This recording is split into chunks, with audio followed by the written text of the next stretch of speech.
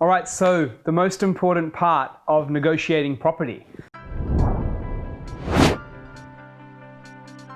People look at property and think price tag, negotiate till here, massive win. It's not the case at all. And when it comes to property investing, I want to go through what I feel is the most important part to successful negotiation.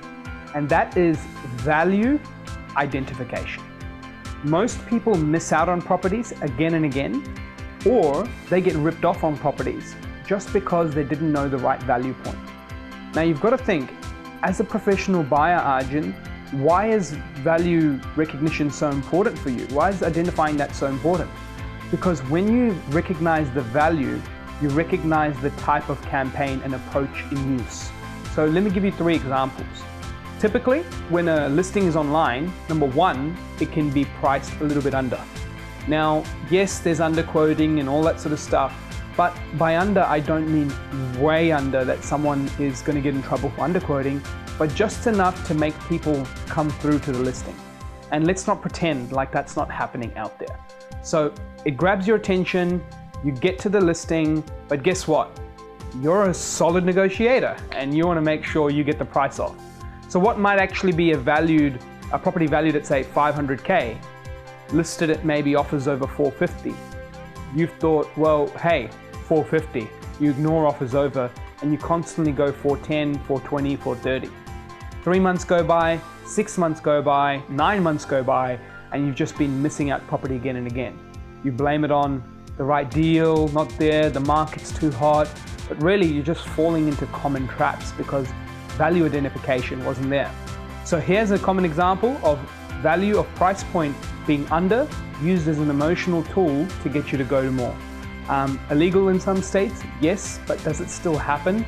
And is there ways that people are, putting campaigns out there in a way to make it not feel like that? It still occurs. Number 2, perfectly priced properties.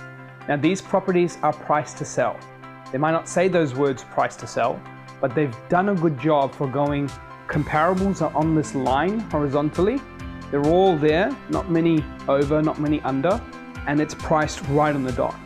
But again, human nature comes in and goes, well, no, 500K property should not be selling for 500K, I need that for 470. And then in comes Arjun, buyer's agent, buying for his clients, goes, 500K, hold on a minute, this is a good deal. Pick it up, and pick it up. We keep getting properties for our clients that are good properties in good locations for the right price. Whereas typical buyers are missing out, again blaming the market and saying it's so hot. This creates FOMO for them, helps us even more because our clients are getting in at good prices, whilst the typical buyer is getting frustrated and now overpaying because they're realizing that prices are selling for the listing. But really, value identification allowed us to focus on that point as the key area. Now, don't get me wrong, we'll also still try to push a little bit lower, but we have to find the value point and the trade-off between picking something up quickly in the right market versus trying to save 5K. Sometimes there's a decision to be made that involves sacrifices, but for the long term better. Now the last part and the last example I want to give you is overpriced. 550K property, you get it down for 520. You think you're a hotshot negotiator. Look at me, I just got a massive 30K off. I really know how to invest in property. I can negotiate anything. This is child's play. I've got this. But really, overpriced campaign. You thought you got a discount, but it was all about value identification that you completely missed. I might come in and buy that same property for 500K.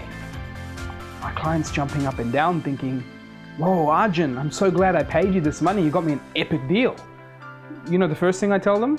No, I just paid the right price. So let's not jump up, get too happy, too crazy. I'm not here to celebrate that. I'm here to celebrate that long-term success that will come from holding this asset if we've selected in the right location, which I feel comfortable about.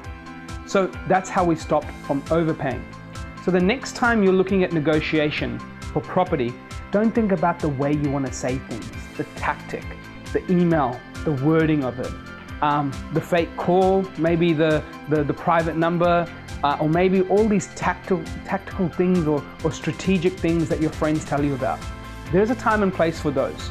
But the key from negotiation, from a professional property buyer, where I want to share all this with you, is value identification. As soon as you get that right, it's all up to you on whichever tactic from there you want to apply to get the job done and get a good result.